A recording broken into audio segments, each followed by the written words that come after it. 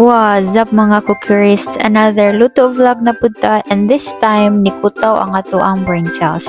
So naghuna-huna ko, what if atong i-curry ang Japanese siomai?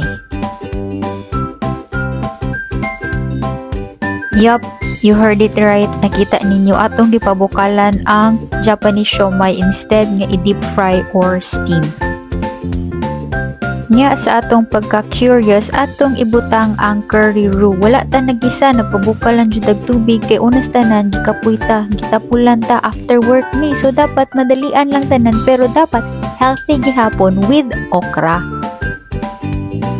Okra gyud kaayo ni siya nga pagluto cause ako man ang nagluto niya, ako ra po'y mukaon. And syempre di nato kalimtan ang ato ang another green, ang pechay. Freezer na nato para tipid ta sa oras. Ato na nang na-pre-cut, ato nang i-prepare tanan pag miagi pa.